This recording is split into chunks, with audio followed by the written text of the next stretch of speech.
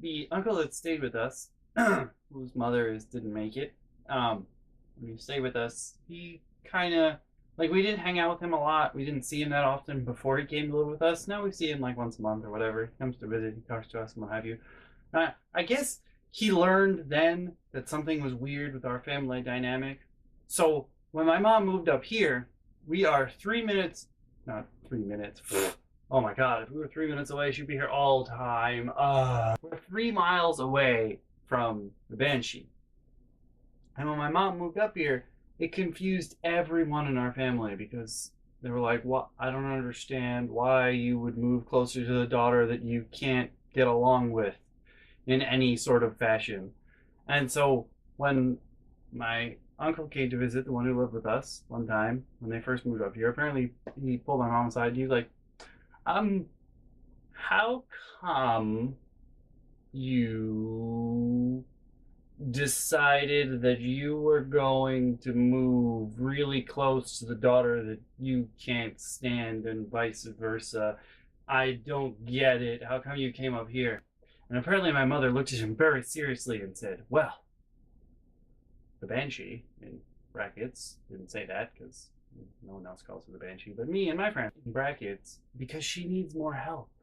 Well, I think you guys have got it by now, but in case you didn't, my mother has a really funny way of helping people. Helping people. When someone meets my family, they inevitably ask, "How are you, you?" Why is that, you ask? Have I got a story for you? Before I tell you my next funny / terrible story, I need to explain something to you. Now, my mother has a great fear. And you know how like some people are like, oh, when you're little, you might be afraid of the dark and it might scare you. You might, be afraid of dogs because you had a traumatic experience as a child. My mother's greatest fear is having other people think poorly of her. Let me go a little bit more into depth with that. My mother can't stand, like, the thing that makes my mother the angriest is if you start a fight with her in public, or I guess you usurp her authority kind of dealy, but she can't stand to have strangers think poorly of her. So like if you start a fight with her in public or an argument, oh, you're in for it later. Believe me, you'll be in for it. She can't take the fact that other people might look down on her. Like, I would understand if it was like your boss or something seeing you being a shitty mom or seeing you argue with people in your family, but most of the time it's like you can't talk to her in the supermarket because she thinks that anything you say to her, regardless of what it is, the words that came out of my mouth were, "Hey mom, can we have this cereal?" But to her it was, "You're a shitty person and a shitty mother. You must suck at everything. Can't even fulfill your children's needs." So we don't really say anything at all to my mother in public because you can say whatever you want, but she's gonna hear terrible things, and then everything is over. You're done. You're done. You're done with everything. So she can't really. She, Nobody really wants to talk to her in public or go anywhere in public with her because she'll freak out like that over absolutely nothing. It happens all the time. One of the places nobody ever wants to go with my mother is out to a restaurant. First of all, that's weird in and of itself. To have my mother like go out to a restaurant with you, it must be a special occasion. Like this one time, she was about to go on vacation or whatever, and I was like, "I'm gonna go out to eat. I'll talk to you later before you leave for sure." And she was like, "What? You're going out to eat?" And I was like, "Yeah. Why is this upsetting?" And she screamed at me for a while because you only go out to eat on special occasions. And so like you can't suggest to my mother, "Hey, let's go out to eat," like on any given night, because she'll be like, "No, what's today? Nothing special." So nobody really wants to go out with her to a restaurant to eat or anything like that in any given situation because she reacts like that normally. But the problem is, even if you get her to go with you to the restaurant, her greatest fear plays into everything. So you can't really have a good dinner with her because you can't really talk to her in public because she hears terrible things, even if that's not what you're saying. So this one time, all right, let me back up a little while. Well, actually, it would be forward in time from the time that the whatever. You know, I'm not good with numbers. I suck at numbers, math, blah blah blah. So anyway, when Liz and I were dating, uh, one of the things was, well, first of all, my mom does this thing where if you're new, well, not even if you're new, my mother does this thing where if you eat, uh, like she has to cook for you, and if you take away that privilege or right, I don't know what to call it, from her, she gets insanely angry. So, like, when we first moved here, my friends that I grew up with, when they come to visit, she'd be like, "Hey, I'm gonna cook for you," and we go out to eat, and I'd be like, "You don't have to cook for us. We're going out. Like, we're fine. You don't need to feed us. We're all adults here. We can go buy food. Like, it's fine. Whatever." And this made my mother so angry that someone would not, we'd be here and not eat her food.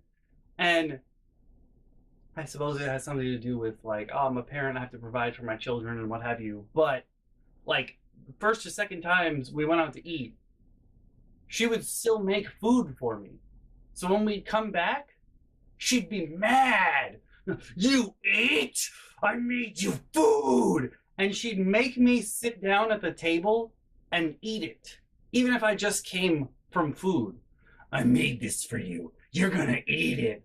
And, like, my friends would have to, like, go in another room and wait for me to eat. And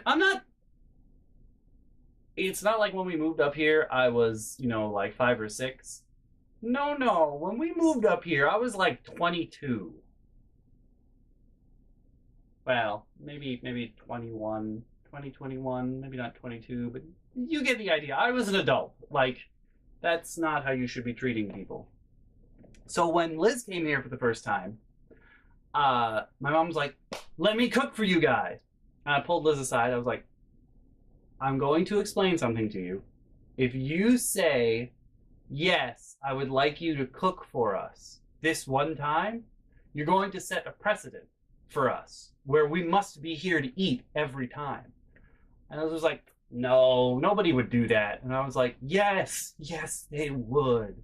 So because we sat and ate my mom's food the first time, every time after that, it was like a fight to get out and go out to eat because it was not a special occasion and we must eat her food. If you have been watching for a while, you may suspect that while my mother is a wonderful cook, many of the ingredients that she uses are long expired, sometimes rotten, and what have you. So a lot of people have trouble or anxiety eating things here, which makes sense.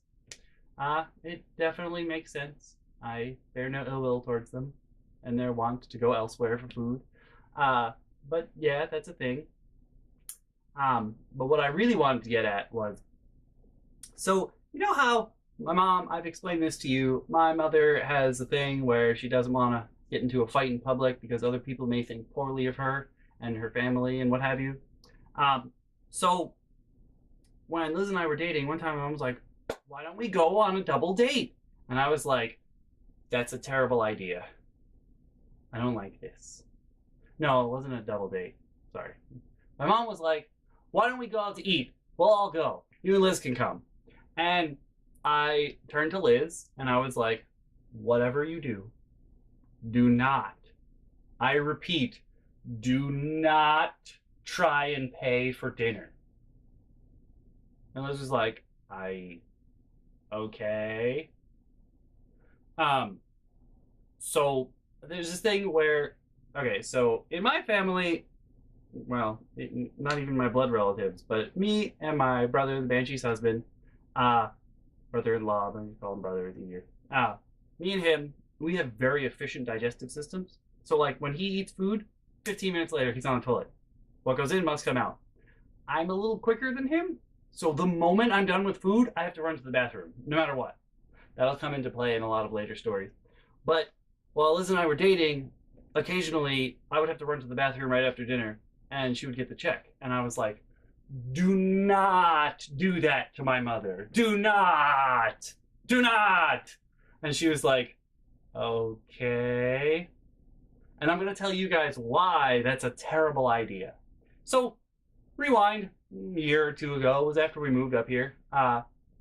We went to Red Lobster as a family. And we're there, right? And my mom, the favorite child was there too. So it was me, my mom, favorite child, Banshee. We're all eating dinner together at Red Lobster. We're having a fun time. And my mom and my sister start arguing with one another. And as you may have guessed, this plays into my mother's greatest fear, where other people may think poorly of her. So that cannot happen. So they start arguing and fighting. And they're really fighting. They're yelling at each other across the table. And I'm just like trying to get as far away from them as possible because they're getting angrier and angrier. And the check comes. And now the Banshee has a thing where she's kind of a glory hound. And so like she wants to be in there and get all the praise. She needs all the praise. It all has to be for her.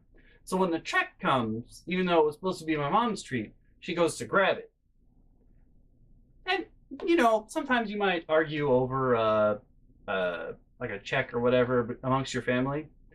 But instead of being like, hey, give that to me, my mother's reaction was she had a pen. There was a pen on the table because they're going to write with they're going to use credit cards. There's a pen in the thingy. My mother grabs the pen, flips it upside down, stabs my sister's hand into the table.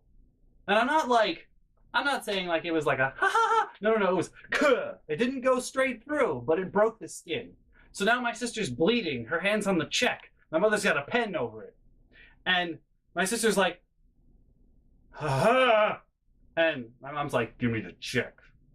And my sister's like, okay. And the two of them start fucking screaming at each other. After the initial shock of being stabbed with a pen is worn off, the Banshee goes back into her usual. After the shock of having the pen stabbed into her hand wears off, the Banshee goes into her usual routine of way above human normal decibel rating levels of speech. So the two of them just start fucking screaming at each other.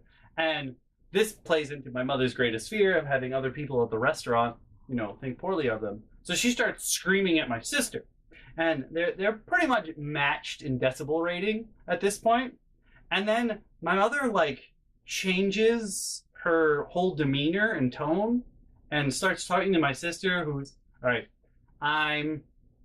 We've been through this. My sisters are much older than me. My oldest sister's 15 years older than me, so she was not a child at this time. If I was 20, you guess that she was not a child at this time. My mother starts talking down to her like she's a child. And as you well know, the Banshee doesn't take things normally like other people do. So she hears the absolute worst possible thing. She internalizes the absolute worst possible intention of whatever you say to her. So my mother's now talking down to her like she's a child in the middle of the restaurant, like a petulant, terrible child. And this is destroying my sister. And they're still screaming at each other and what have you. And finally, my mother's foaming at the mouth, and she's like, "This is why I can't take you anywhere!" Story I forgot to tell, which is why I'm wearing different clothes, because I filmed the rest of the episode a different day, and then I was like, oh yeah, I forgot this story, gotta do it. So we were talking about how my mom does this thing where, my sister the Banshee, when she hears things, the things that come in, it kind of runs in my family where people hear things and they take the absolute worst scenario that those words could possibly represent and internalize that. So my sister does this thing, the Banshee, where she tells stories without context. Now, I'm going to talk about this a lot later on in another episode. But she doesn't give context. She just starts talking because she expects everyone to know exactly what's going on up here. Which most of the time is not what... It's like a cartoon when you have that one stupid character on the team and everyone's like, are you thinking what I'm thinking? And they say something totally different and off the wall. That's how my sister talks all the time. So yeah, this one time we were out at dinner, or we went out to eat. It was a special occasion, I'm sure. Um, and we had my mom, the Banshee, me, and another aunt that's not really my aunt. She's actually my mom's cousin, but we still call her aunt anyway. And we call her the crazy aunt because she's been committed multiple times. Because she cray cray, but not like in a murderous crazy kind of way. It's just like, haha, I don't know what the world is, kind of crazy. So we were out to dinner with them, and my mom and the Banshee get into an argument, what have you. And the Banshee just keeps talking. She just keeps talking. And she does this thing a lot where she says something like she asks you a question, but then she tells you the answer to the question that she asked. And the answer that she gives you is wrong because she also has no idea how the world works. Like at all. Like at all. So she'll ask you a question, and when you go to give her an answer, she'll be like, blah, blah, blah, blah, and she'll tell you her answer to the question, which is wrong. That she made up because it's the way she sees the world, which is not the way normal human beings see the world at all. At all. At all.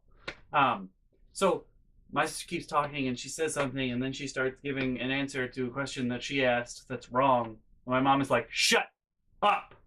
Just shut up! And my sister's like, and she drops off. She retreats into herself. My mom goes, you should probably think before you open your mouth. I'm just gonna put that out there. Just think before you speak. You should try it sometime.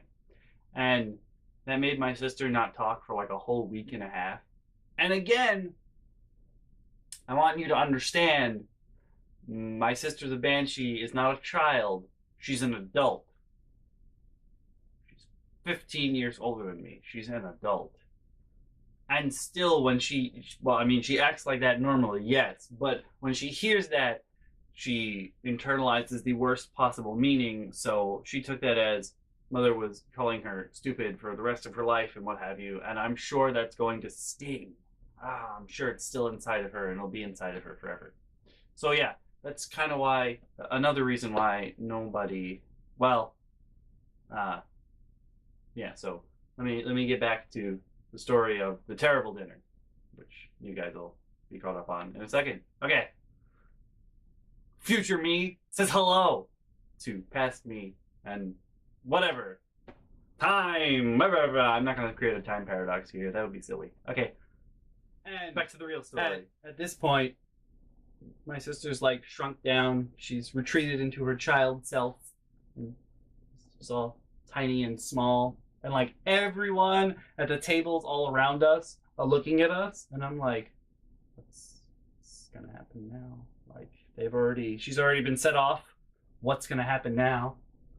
I'm like looking around. Everyone's looking at us. I'm like, oh no, something's about to happen. And then my mother's switch flips. And all of a sudden, she's wonderful and nice and doesn't want to talk to any of us anymore. But we're done with this evening. And I'm just like, what? You were there? Huh? That's apparently her defense mechanism to having other people stare at her and think that she's a terrible person and that we all don't get along and what have you, is to just switch and pretend that she's like a wonderful, we're all happy and what have you, because other people can't think poorly of us. I could understand, again, if it was, somebody you were gonna see again, like a boss, a coworker, but like with random people, I don't understand. It doesn't matter. Why would you care what some dude you pass by in the cereal aisle in the supermarket thinks of you? Like, unless he's like Child Protective Services, that I could get behind, I would understand that. But just like random people, they can't possibly see her not perfect. And it's a weird ideal because no one in our family is anywhere near perfect. Like, there's not a single person who I would say would be perfect. And Sorry, the bedspread is really, really, really hot. It's really hot today, and my legs are all sweaty, and I'm slipping around and what have you. So I'm gonna sit like Spider-Man for a bit. But yeah, I don't understand why that's her greatest fear. It doesn't make sense to me. Like, why do you care so much what other people think? And again, I mean, I don't think my mother thinks like normal humans do. I don't get it. I don't care. Like, I understand if you want to, if you don't want to cause a scene or whatever because you don't want to inconvenience other people, but that's definitely not it with my mother. It's just that she can't have other people think poorly of her. And I feel like if that's the way you run your life, you're never going to get anywhere. And maybe that's part of the problem. Hey there, guys and gals. Thanks again for watching, as always. If you click the link on the left, you'll be taken to the previous video. If you click the link on the right, you'll be taken to a playlist where you can watch them all. And I feel like we should go back to the Banshee because I feel like she's the one that sticks out in your mind the most. Because, I mean, I feel like for you guys, she sticks out the same way. Satan! Leave this place!